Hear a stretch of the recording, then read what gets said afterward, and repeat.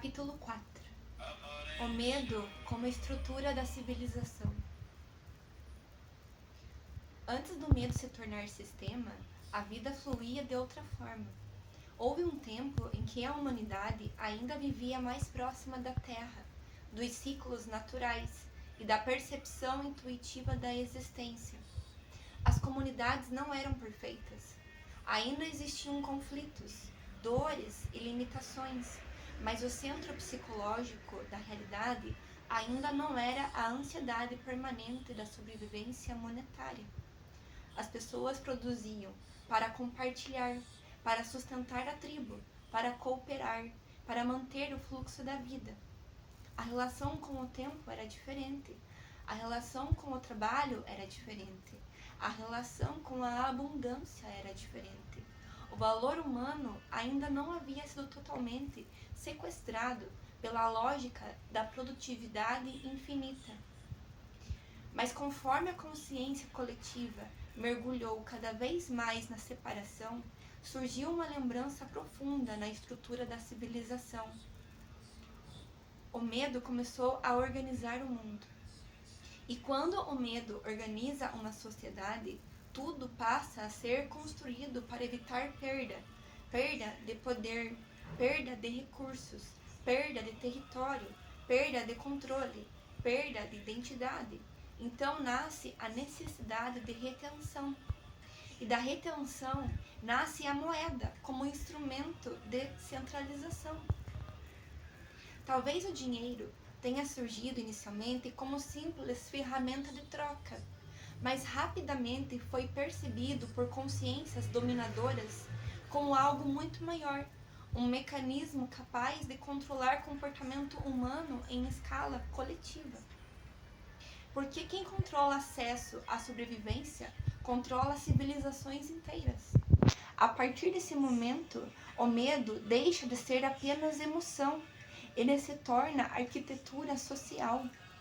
As pessoas passam a acordar não movidas por propósito, mas por necessidade.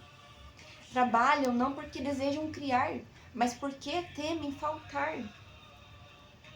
Produzem não porque amam expressar consciência, mas porque foram condicionadas a sobreviver em competição constante.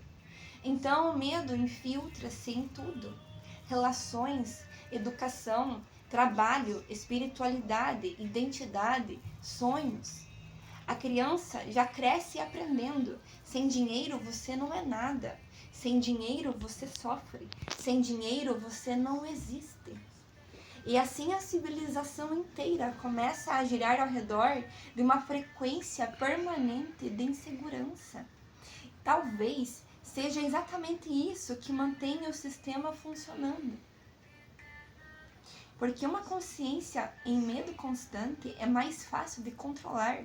Ela aceita a exploração, excesso de trabalho, desigualdade, manipulação, perda da própria essência, desde que receba a sensação temporária de segurança.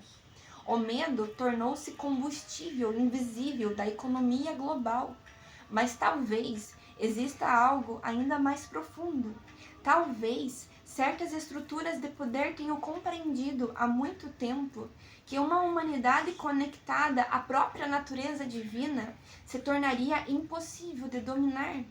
Porque uma consciência desperta não vive apenas para consumir, não aceita facilmente escravidão psicológica, não mede valor apenas por posse e não entrega completamente seu poder criador a sistemas externos. Então o planeta foi lentamente condicionado a esquecer sua conexão com a fonte, sua capacidade intuitiva, sua abundância natural, sua unidade, sua essência criadora. E o medo tornou-se o véu perfeito para sustentar esse esquecimento, porque medo reduz percepção. Uma consciência aterrorizada pela sobrevivência dificilmente consegue expandir sua visão espiritual. Ela entra em modo de defesa. E uma humanidade inteira vivendo em defesa se torna incapaz de lembrar quem realmente é.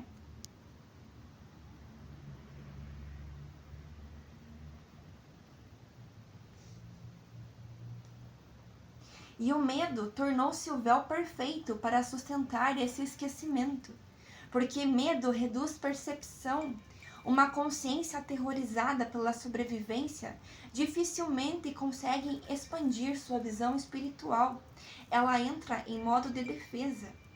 E uma humanidade inteira vivendo em defesa se torna incapaz de lembrar quem realmente é. Talvez por isso tantas tradições espirituais falem sobre libertação do medo, porque o medo não é apenas emoção individual, ele é estrutura civilizatória. E o mundo moderno foi construído sobre a ideia de escassez permanente.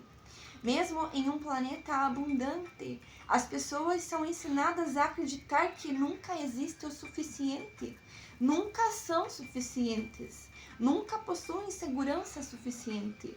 Então acumulam, competem, correm, temem e permanecem presas em ciclos contínuos de ansiedade existencial. Mas talvez existam estados civilizatórios além disso. Talvez existam consciências, mundos ou sociedades que já transcenderam a necessidade de organizar a vida através do medo. Civilizações onde a moeda deixou de existir não por imposição pública, política, mas porque a própria consciência evoluiu além da lógica da separação. Nesses estados, ninguém precisa provar valor para existir. Criação não nasce do medo. Trabalho não é escravidão. Abundância não depende de competição.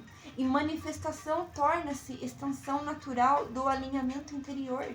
Porque quando uma sociedade compreende profundamente que toda consciência faz parte do mesmo campo da existência, explorar o outro deixa de fazer sentido. Acumular excessivamente deixa de fazer sentido.